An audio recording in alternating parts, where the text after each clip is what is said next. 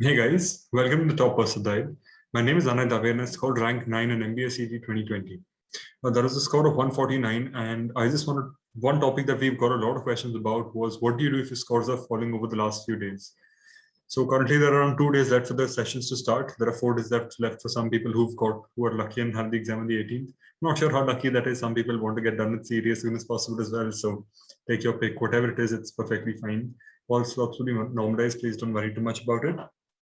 But to get into what I want to discuss in this session is about what your mock scores would be like right before the exams. What your mock score, even in sections, doesn't have to be an overall score. Even in sections, what your mock scores would look like at the start of the, what you were at your peak and what you will be at the last week. So we got a lot of questions about people who used to score, let's say 120 or 130 and are now going in the 110s, 100 or even low hundreds. And the reason why they're getting worried is because they were getting a 140 and now they're like, this is not going right. Or, they were getting really good marks in some section. Now they aren't getting the confidence. So I think one thing you need to realize is that with such little time left, all you need is confidence. Like the only thing that you can carry into the exam with you is confidence and the mentality that, yes, I will be able to do this. I have scored this much amount in these many mocks. So I will be able to go on the final day and score the marks I require to get into JBMS. So, on the confidence front, I recommend a couple of things. You can start writing down what your goal is. Like on a piece of paper, I just have a piece of paper here. So this is not what it is, but you can just write down why you're doing this, why you spend so many hours studying for CET, what you get if you get into JBIMS and what's at stake, just to put onto paper these things.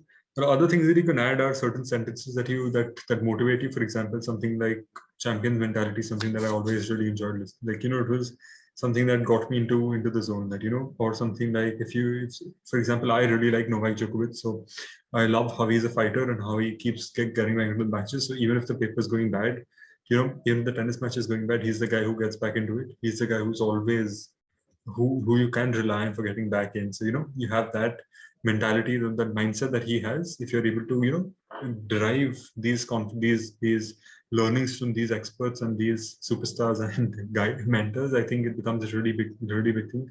So the confidence front, I think all you can do right now is focus on the scores that you've got so far. Focus on what it's been like. Just focus on how you have been scoring marks and where you've topped, what were the marks you got. You can probably write a max of every section. For example, max in logical, max in abstract, max in verbal, max in quants. Total that up, and let's say that's your maximum possible score, or not maximum possible score, maximum score that you've got so far. Many times people might have maximum score of 110 or 120. But if they do this, they'll get a score of 130, 140. Now, I'm not saying you've scored a 140, but at the same time, your peak, you can be 140 and you can get into JBIMS. And even if this number is 130, please don't worry about it. It's not about that. It's just about the confidence building that, currently you might be at a lower score, but you get that higher score in the end. There are lots of students who we know who score lesser in mocks. In fact, last year we had a lot of friends who used to score much higher than us in mocks. This I'm talking about TTP, but in the final exam, we scored higher than them. And there were many of us who, the other way around, like as I mentioned, Aditya Sridhar, he wasn't in the top 10 of IMS. I don't think we've ever seen his name in the top 10, but he got rank 5 in the end. So there's no correlation between seeing your name in ranks or being in the top ranks or anything like that. It's just focusing on the last day and giving it your best. Now it comes to, so this is what I had to say on the conference front. Main thing is just writing down some quotes or some letters to yourself about why this is important to you, why you want to do something. Just a brief understanding of what you think is the most important to you. You spend so much time preparing for this exam. I know there are so many people who've left their jobs, left other colleges so that they can crack CET, and now the day is finally here. So the pressure is going to be massive.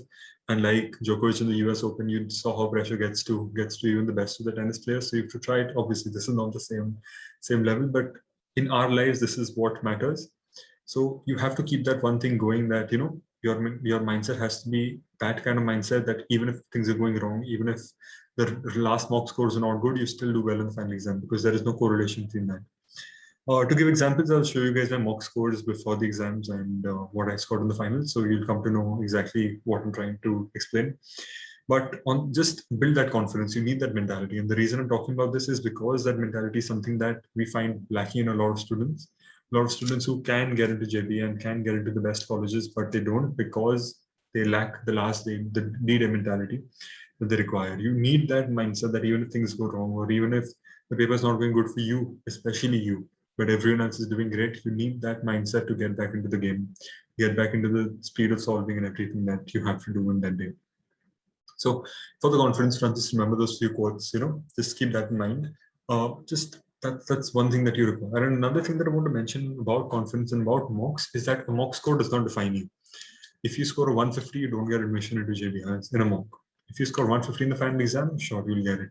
But you can never take a mock score and go anywhere and tell them that give me admission based on a mock score. That is never ever going to happen. It has never happened in history. This is one thing, apart from all the uncertain things that have been going on in the last 2 years. This is one thing I'll give in writing. No college is going to take admission in mock scores. Nobody gives you anything about on your anything of value on your mock scores rather than just advice on how to improve it. I think that's the main takeaway from mock. So if you're scoring lower ranges, just remember it's a stepping stone to improve. It is a way to find out how to do better. Currently, since there are two to maybe 4 days left, you need to keep in mind how to questions that you should be asking are: did I get the accuracy that I wanted? Was I able to solve the questions that I should have been able to? Did I mark? Was I able to make educated guesses? Was I able to mark all 200 questions? Things like that. These are the questions you have to be asking, not what score is possible or what score you got. So don't think about that. Try to keep that away as much as possible. And as Isha mentioned in the other video, people like taking confidence mocks. People like retaking. She retook two mocks where she scored the highest, so that her confidence is high. And the point is, confidence is what is required in this exam. For me, I had not taken any. I didn't retake any mocks, but I had gone through these mocks. I'd written myself kind of like a couple of pages about what my mentors had told me, what my friends had told me, or what my close family and friends had told me, mentioned about how CET is, what I can do, what I can achieve, what my mock scores were. A couple of places where I've scored good ranks, I mentioned that I got this much rank, or if I've got a good score in NMAT or SNAP or MAT or anywhere, I used to just write it down because it used to just motivate me to do better. That was just the idea. You just need something that boosts your confidence. Now, I think that's about on the confidence and mocks front. But coming to what you can do, or in fact, coming to my example, I'll just share my screen with you guys. I'll just share the Excel sheet. I think everyone has seen this Excel sheet 1,000 times now, but we'll have another look at it. So I'll just increase my face here. It's better visible. Okay. So I had shown this in the last video as well. Last 2 weeks. Let's see the last week. Okay. Last week, 6 marks is what I remember. Yep, 6 marks. And look at the scores. 122. In fact, let me start off from here as well. 108, 113, 114, and last few were decent. Above that, if you see that the 149s, 146, 143, 152, these were easy marks. So I was scoring higher. IMS had gone for an easy paper on those days, so that's why it become higher. It had become a little higher on those days. But my point being, over the last few days, if you see, looking at the 150s on top, I still had a lower score. My last mark was a 126, and my score on the last day was 149. Right? So that's the kind of difference that I'm trying to show in the entire exam. Like, it doesn't matter what you score in the last paper, doesn't matter what. I've got a 9 in visual. I never saw that. I have a 9 in visual, and this is mock that I taken seriously. I didn't know that until today. I never thought about it as a 10 in visual. Visual is usually where I score 18, 19 on average, and even higher if you see a 23 here, 24 here. And here I've got 10, 15, and 9. I never cared about it. I never thought about it too much. But look, I answered all. I've only taken 3 mocks with answering full 200 questions. In this SimCET, the last SimCET that I've taken, I in fact missed a question, and that's why I thought I mentioned this in one of the interviews, in one of the videos, right? That we learned it the hard way that you have to mark everything. This was my hard way. I could have got a 140. May have got me a higher rank. I don't remember what my rank was in this. I really don't remember anything. But the point is, this is how it is. This is how it is for everyone. Everyone goes to a lower. Usually there's a 67 here, there's a 55 here, there's a 46 here. In every section, there is going to be a lower thing. Over here, it's 38, and there's a 30 here, there's a 32 here, there's a 20 here, there's a 21 here, there's a 15 here. It's been a wide variety. But overall, if you see, you need to keep your confidence high. The idea is that you keep your confidence going. You do not worry too much about every individual mock you take. You just worry about your preparation and the mindset that you're taking into the final exam. And by the way, what I meant with that was basically you just put a formula, you just put a formula into Excel, you just do max and then just select all the data. Just go up once. Select all the data and that's it. Just extend this to the end. So you get a max in all the 4 sections, and then you just sum up all of it. So that's that's something that is not possible. But the idea is that I would, if I would see this, I would laugh about it because this is way too high. These also are way too high. These are all easy mocks that are there, but no one is going to get this in the final exam. Don't worry about it. This is my analysis, but I didn't do this till date, which is why my reaction was like this. But the idea is that if you want to know my max score, in fact, just give me a second. My max score in mocks is a 170. Okay, 170 was an easy time mock, if I'm not wrong, like Patrick says.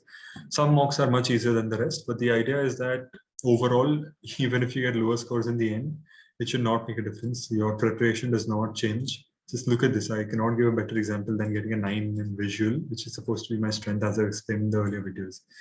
And another thing that I have to talk about, if you are someone who's not finalized your exam strategy, if you've used our mock sheet, you can just zoom out like this and the colors will automatically come for you. So if colors come for you, you see that the greens are higher here. So this was what I started off with. And second has greens for here. So I'd go with this, then this, and then this. So my section was visual. So this was my visual, sorry. So first was my visual, this is visual. Then I have my VARC, this was VARC, all of this.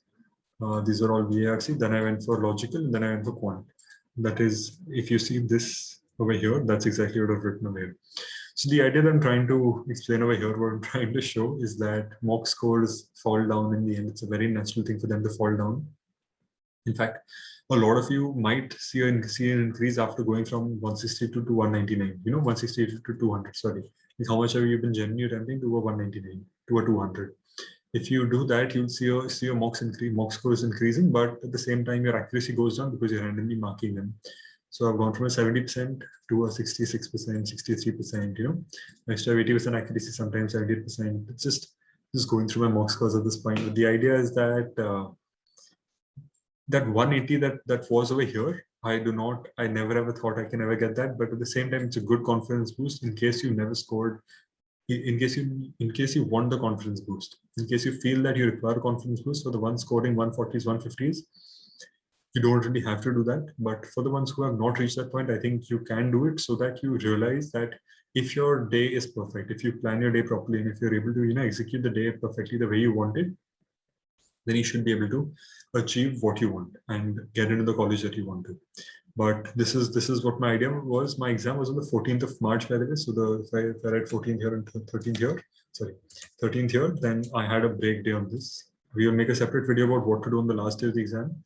So that'll be useful for everyone taking it on the 15th, 16th, 17th, and who can watch it on the 15th, 16th, and 17th based on the slots. We'll also make a video on what you should do before the exam. We've got a lot of requests on this. So we'll be making these 2 videos and what your D-Day mindset should be. What your prep should be like, how you should go into the exam hall, and what you should be doing there. So just give me a second, I'll just stop sharing the screen. But yeah, so the idea, just to sum up everything that I said over here, first, increase your confidence. How do you increase your confidence? Write yourself letters, write yourself some words of encouragement. Try to reach out to friends or people in your life or family who can give you that confidence. Just even if they are not giving you that confidence, get it from yourself. You have to be self-sufficient to get that confidence and put that on paper, write it down so that you can always stare at it when you wake up and you see it when you go before the exam. Keep it in the car or keep it in your bag at the exam center. It doesn't matter. Just keep it somewhere so that you can see it. Keep your confidence high. Another thing you can do is write down the mock scores, the highest in everything, or what you actually scored. Like either do max of all sections and sum it up, or just see what you've scored and be happy and be confident with that. Because if you've scored it in a mock, you can score it in the final exam. If you've not scored it in the mock, you still can score it in the final exam. There are lots of stories about this. There are lots of toppers who have said that they haven't scored good in mocks, but got a really good score in the final exam.